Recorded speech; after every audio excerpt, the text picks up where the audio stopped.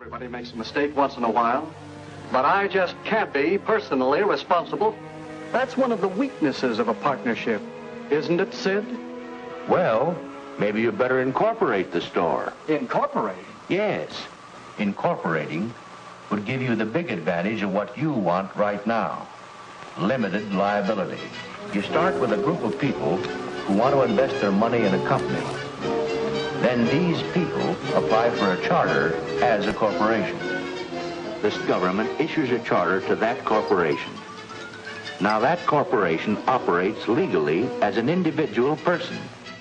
It is not a group of people. It is under the law a legal person. Imperial Steel Incorporated has many of the legal rights of a person. It can buy and sell property. It can borrow money. It can sue in court and be sued. It carries on a business. Imperial Steel, along with thousands of other legal persons, is a part of our daily living. It is a member of our society. The 14th Amendment was passed at the end of the Civil War to give equal rights to black people. And therefore, it said no state can deprive any person of life, liberty, or property without due process of law.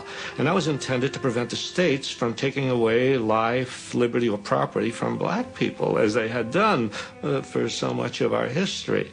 And what happens is the corporations come into court, and corporation lawyers are very clever, and they say, oh, you can't deprive a person of life, liberty, or property. We are a person. A corporation is a person. And the Supreme Court goes along with that.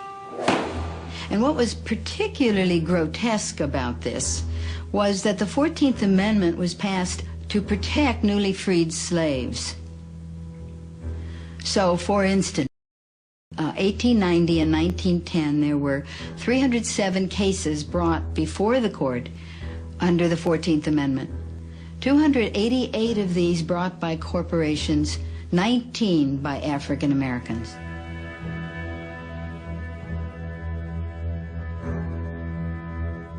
$600,000 people were killed to get rights for people. And then with strokes of the pen over the next 30 years, judges applied those rights to capital and property while stripping them from people.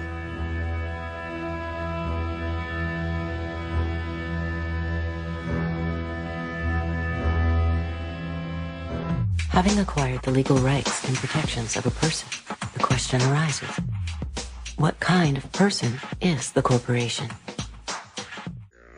A Boeing, maior montadora de aviões do mundo, é bom exemplo do fornecimento em rede planetária. O modelo 777 recebe componentes de 322 fornecedores em 38 países. E suas 3 milhões de peças, do rebite à turbina, são fabricados por 1.700 intermediários em 37 nações.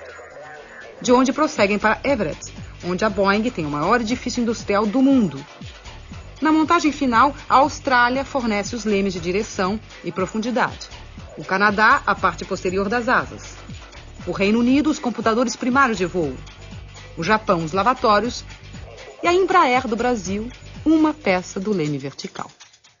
As grandes empresas são esse centro frouxo do mundo e que, escapando ao controle dos estados e que se distanciando de uma relação mais obrigatória com os territórios, acaba por lhes permitir uma ação sem responsabilidade.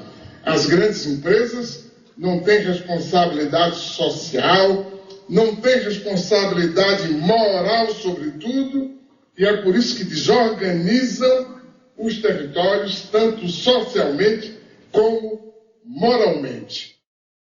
This is the office of the National Labor Committee here in the garment area of New York City.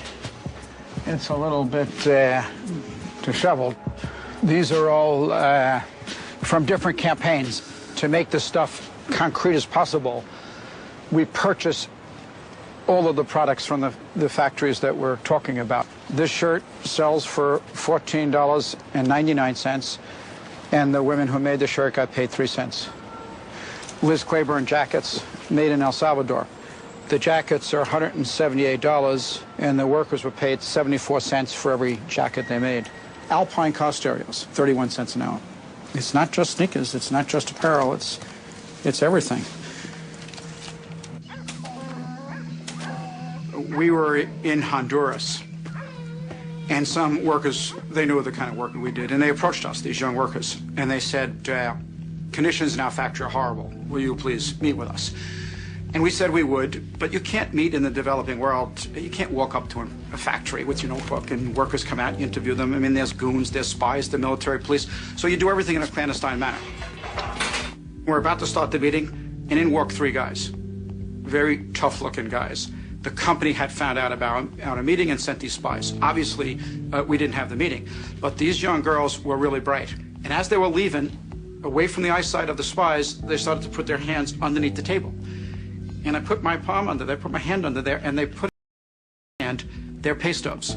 So we'd know who they were, what they were paid, and the labels that they made in the factory, so we'd know who they worked for. And I took my hand out after everyone had left, and in the palm of my hand was the face of Kathy Lee Gifford. But the bottom of it is the interesting part. A portion of the proceeds from the sale of this garment will be donated to various children's charities. It's very touching. Get your right here. Walmart is telling you if you purchase these pants, and Kathy Lee is telling you purchase these pants, you're going to help children. The problem was the people who handed us the label were 13 years of age.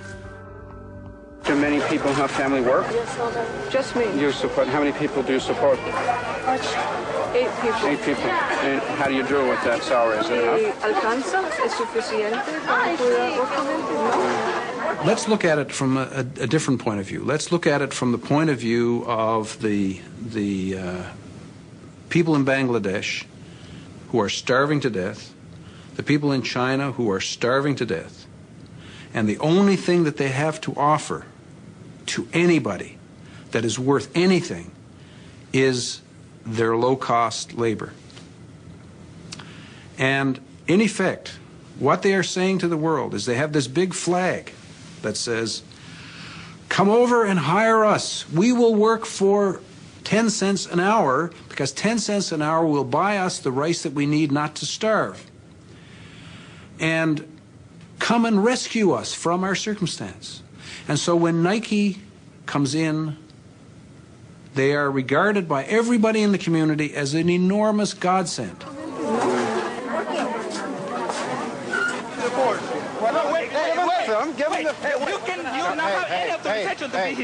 The door was wide open. No. That's my clothes. Those are my clothes. No, this is not your clothes. Where's your camera? Let's look. Don't touch the woman. Okay, why? Okay? This is a private company. Yes. Without permission, how can you come in? Well, the door was wide open, and the only wide open is for the employees, not for you. we went through the garbage dump in the Dominican Republic. We always do this kind of stuff. We dig around. One day, we found a big pile of Nike's internal pricing documents. Nike assigns a time frame to each operation. They don't talk about minutes. They break the time frame into 10,000ths of a second. You get to the bottom of all 22 operations to give the workers 6.6 minutes to make the shirt. It's 70 cents an hour in the Dominican Republic. That's 6.6 minutes equals 8 cents. These are Nike's documents. That means the wages come to 0.3% of 1% of the retail price. This is the reality. It's the science of economics. What happens in the areas where these corporations go in and are successful? They soon find that they can't do any more in that country because the wages are too high now. And what's that another way of saying? Well, the people are no longer desperate. So, okay, we've used up all the desperate people there. They're all plump and healthy and wealthy. Let's move on to the next desperate lot and employ them and raise their level up. Well, the whole idea of the export processing zone is that it will be the first step towards this wonderful new development. Through the investment that's attracted to these countries, there will be a trickle-down effect into the communities. But because so many countries are now in the game of creating these free trade enclaves, they have to keep providing more and more incentives for companies to come to their little denationalized pocket, and the tax holidays get longer.